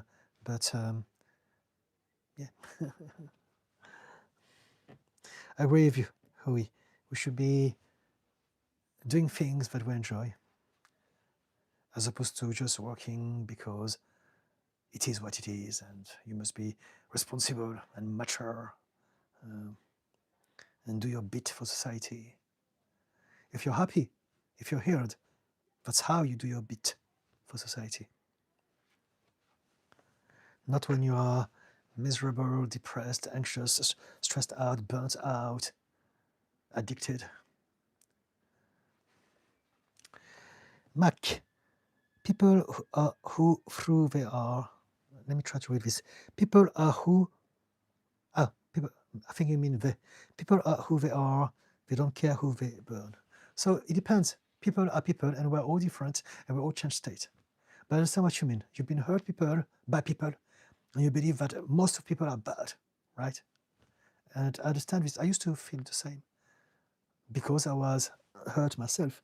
I used to hate every single one in the world, starting with myself. I really did. I could only see bad stuff for 38 years of my life. But as we change, if we change, as we heal, if we heal, then we're able to see different things, and we realize it's not like that. But as long as we have not heard our own hurt, as long as we feel still unsafe in this world, there's a part of us that will keep protecting us by assuming that everyone is bad. People don't care. They will burn you, they will cut you. It's not true. People do what they can, and some will hurt you, and some won't. And if they hurt you, it's not necessarily because they're bad. Maybe that's all they know. It's nothing to do with you. It's because they are dealing with the things, and you happen to be there. And so, yes, people are who they are in the moment, but we are changing all the time. That's the whole point of our life. We're here to discover who we are and to grow and change all throughout our life, regardless of what sort of growth we're going to experience. So maybe now the thing that I would like to highlight from that comment is that I don't believe that people are what they are.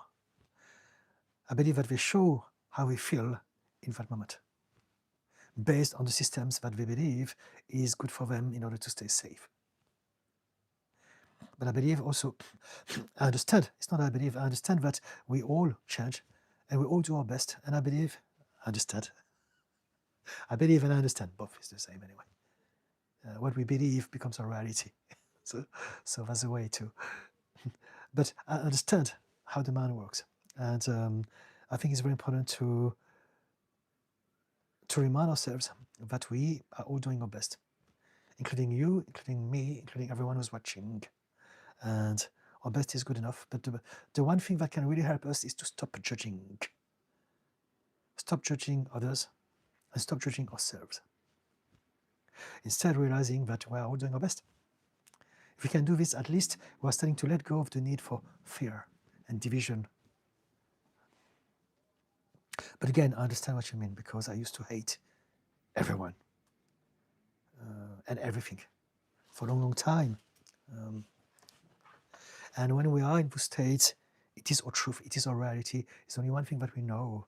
And it's very hard not to see past that perspective.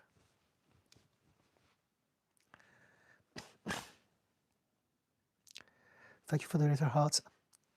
Mac Ju, do you want to talk about yourself? Do you want to tell me why you believe that people don't care? Thank you. Some people don't care. It's true. Some people do care. It's also true. Some people don't care now, but they may change and care in the future, and vice versa. And so, like with everything, it's about realizing the bigger spectrum. But if we say things like no one cares, it means that we are in a state where we don't have the luxury to see the bigger picture. And so what I'm trying to say is that most of us, we don't realize that we live with stress, with anxiety, with depression, with unhealed trauma. Because of that, we are in a state of survival. And when we're in a state of survival, we need to oversimplify and categorize everything. It's either good or bad, right or wrong. So we have a system. If you behave in that way, if you look like that, if you say those sort of things, you're either good or bad, because we need to find out straight away if they're good or bad. But it's a problem because the longer we entertain that sort of system in our mind, the more we consolidate those beliefs. And eventually our mind, because our mind is designed to focus on what it thinks we want it to focus on, then it's going to seek out for all the bad people out there. There's something called the reticular activating system in the brain. And basically, it's the part of the brain that gets us to focus on something specific. And so whatever is deemed urgent and important to us, our mind will see more of. It will get rid of everything else that is not following that brief. And so if we believe that the world is bad, people are hostile, people are heartless, no one cares, then at a subconscious level, we're telling our mind, our brain, this is what I believe. And now the brain is going to seek for all the evidence that can back up that belief. Why are everyone nasty? Why are everyone terrible and dark? Let's find out. Because of this, because of that. Now we only see that. And so again, a lot of us, we go through this and we believe that it's normal, and it doesn't have to be normal. We don't have to live with fear and anxiety and suspicion and division. But again, I was talking about how society is structured to condition us. This is what it does. It keeps us in a state of unease. So it can easily throw some conditioning, and now we believe that everything is because of the others.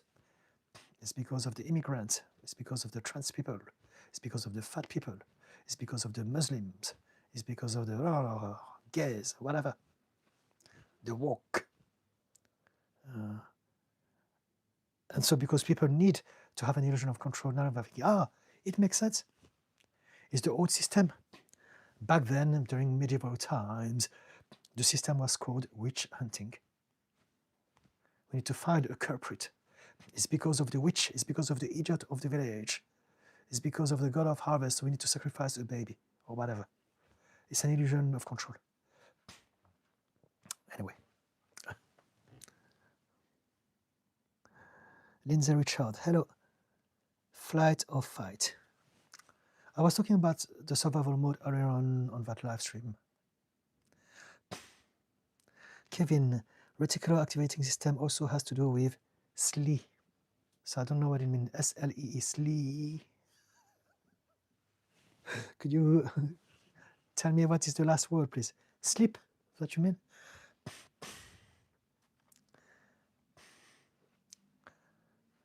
Sleep. That's what I thought. Okay. I don't know about this. I mean to type it. Reticular activating system and sleep. Okay. The reticular activating system located in the brainstem acts as the brain's on-off switch for the wakefulness, regulating arousal, attention, and the sleep-wake cycle. Very good. I didn't know that. You told me something about it. I didn't know it from that perspective. Okay, fair enough. Very good. Wakefulness activation, sleep regulation, sleep stages, arousal switch. And if there's a dysfunction of it, it creates sleep disruption. Very good. Thank you. I do some reading on that later on. I like that sort of things.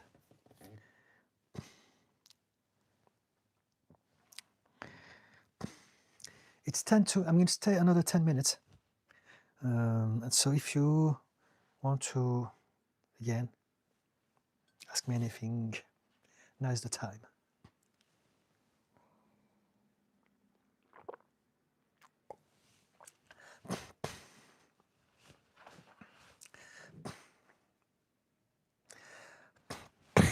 My nose is blocked. I'm going to unblock my nose. Forgive me, please, just one bit. And I know it sounds loud because the mic is just underneath, and I apologize for this. Okay, user VV. How can we fail at changing? We cannot fail at changing. We're changing all the time. What we fail at is changing the way we want to change. Right? We're always changing from the moment you're born until your last breath. You and everything else in the universe changes. It's the nature of all things. Things are always changing. And so us as people, we change first physiologically. We grow, our cells are regenerating all the time, and when we get old. But also we change emotionally each moment. We change mentally. We understand things differently. We change societally. We become someone else. As we grow as an adult in this society, we change spiritually. Spiritually, so we have different beliefs that we explore throughout our life, and so on and so forth. We always change. Now, what you mean is maybe how can I heal or grow in the direction that I wanted to heal and grow? So how can we fail at changing? We don't fail. You never fail anything. You only fail within a specific context. So if you do a competition and you are having one opponent, and then you lose within the rule of that competition, from that perspective, you have failed because they have won, you have lost. But other than that, no one can fail at something because your whole life is an experience. So everything is a part of your experience, right? Even the failure, they are a part of your experience. They are there to teach you how it is to fail, not to have what you want, basically. And it's a very valuable and fundamental aspect of your human experience as well. Do you want to be more specific about your question? How can we fail at changing? I can sense that there's something behind it, but I don't fully grasp it. Just 1 second, please.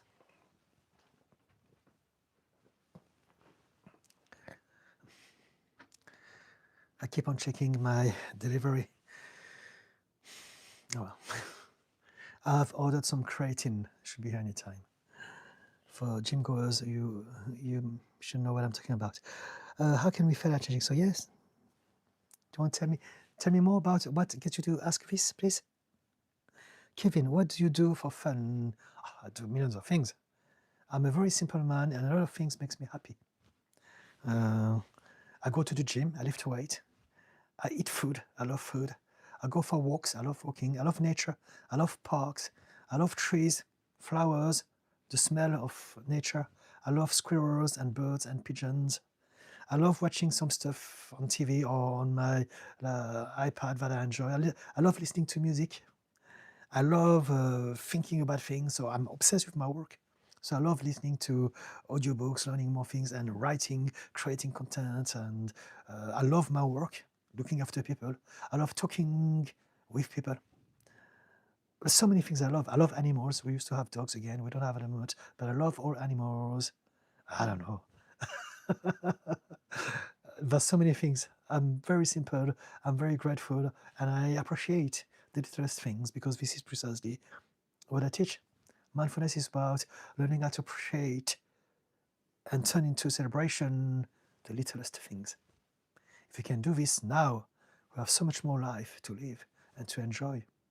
As opposed to thinking, I can only be happy if I get that thing or when I get that thing. We can find happiness in each moment. It's a mindset. So yes, I can be playful. I can turn any seemingly boring thing into some fun. Like kids, use your imagination. Lindsay Richard, evolving.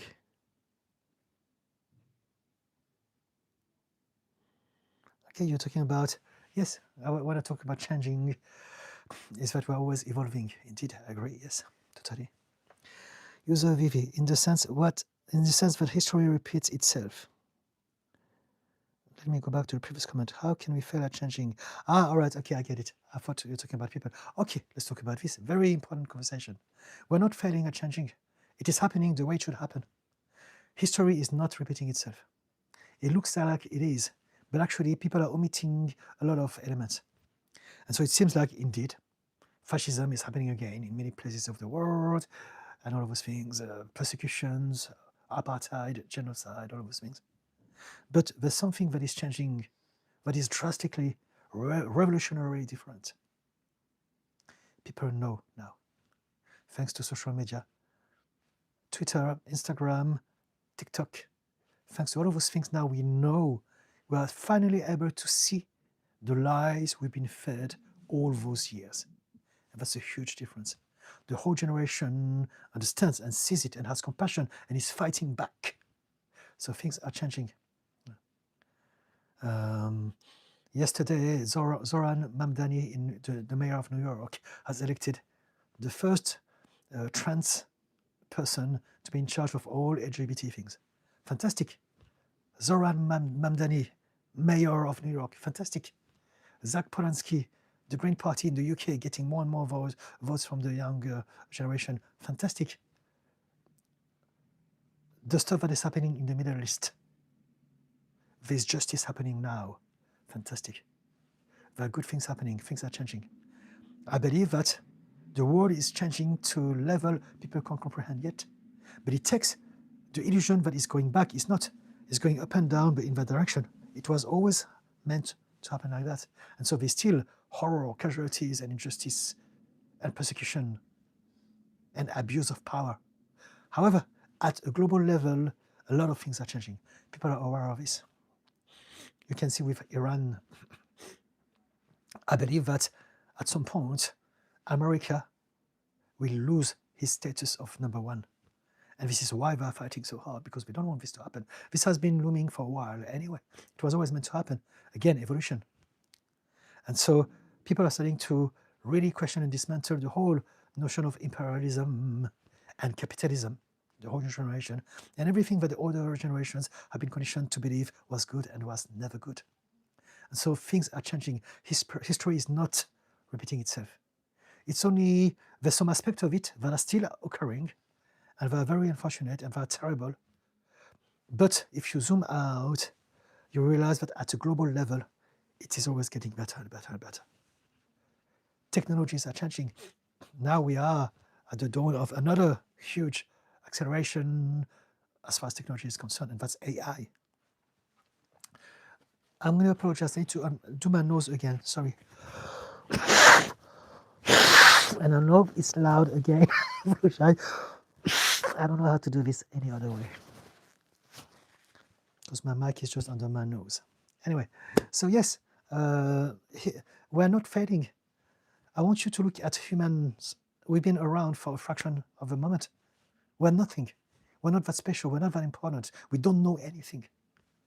If you look at the planet Earth, if the Earth was 24 hours old, we've been around for 1 second, or something like that. And that's 1 second as the whole of our species, starting from us when we were cavemen. Us, as a modern version, we've been only around for the fraction of a fraction of a fraction of that second. And so we're still at the infancy of our evolution as a species. That's what I'm trying to say. If you think about it, not long ago, things were very different. We take things for granted because we only know what we know. So whatever we have grown up knowing is our normality. But if you look at, I was looking at talk from Neil deGrasse Tyson, and I think he was saying that in the medieval times, the middle age for most people who die will be around the age of 35. And I think that many years after, Victorian times, which is not so long ago, it only increased from a few years. But it's only now that we can live up till 70s, 80s. So things have changed tremendously in a short amount of time. And so this is not just about technology or science or medicines. It's also about us as a society and how we interact with one another. And so I believe that the world is in a terrible state because of one reason. Because we don't understand mental health well, and we are basically allowing psychopath, narcissist, sociopath to be at the top. That's why. That's the only reason. The reason why the world is a terrible state is because some people lack of empathy for the fellow human beings. They can others them, they can dehumanize them, they can persecute them, they can exploit them, and they are the pest, they are the cancer to our species. But I believe that because we've only been around for not long and we're still learning about how to organize and manage people, then it's a part of our growth process and evolution. And even though, sadly, a lot of people suffer from that, if you want to look at it from a positive perspective, at a global level, it's getting better. Whether we're going to benefit from it and whether we're going to see it is a whole different conversation. But things have always gone better and better at a global level as far as the human species is concerned. As a whole. Does that answer your question, user VP? Lindsay, you live in gratitude. Yes, I do. Thank you. Presence, absolutely. Litomi, why do I feel like drinking or smoking when I'm emotional? How do I quit? All right, okay. I just realized that it's past 8 o'clock. So I would love to talk to you about those things. But I need to go now. Can you come back either Friday at 6 o'clock or next week? I'm here on YouTube every week, every Wednesdays and every Fridays from 6 p.m. UK time. One of my specialism is addiction. I used to be addicted myself to many things up to the age of 38. And so if you want to talk about it, I would love to explore with you that conversation and share with you the things that I know about it and how we can help you. Litomi. But I need to go. So please, if you haven't subscribed yet, subscribe so that you are reminded of my live and come back either Fridays or Wednesdays from 6 o'clock. And from the beginning of the live, remind me of that. And I would love to do my best to explain to you how this works and what you can do about it. Okay, Litomi? User Vivi, thank you. Fantastic, thank you. Wear a mask. People that follow trends are the issue. Every stupid thing they see they want to do, like get neck tattoos. It's the end. We have a little troll. Wear a mask. I'm going to get rid of you so that you never get the opportunity to troll us ever again. Hi, user on this channel. Okay.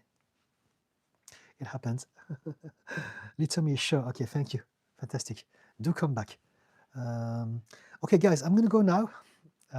Thank you for watching up to this point. Again, for those who may have found some of the things that I said interesting, all my live streams are to be found the next day on my channel. It takes about a day for YouTube to fully upload the live stream, but I leave everything that I do on my platform. So if you enjoy this, subscribe, and you can find that live stream tomorrow, I think sometime tomorrow, on my live section in my page. I come live, as I said, twice a week, every week. So come back Friday if you wish. And if you know anyone who can benefit of my help, bring them along. This is what I do of my free time. I also exist on TikTok.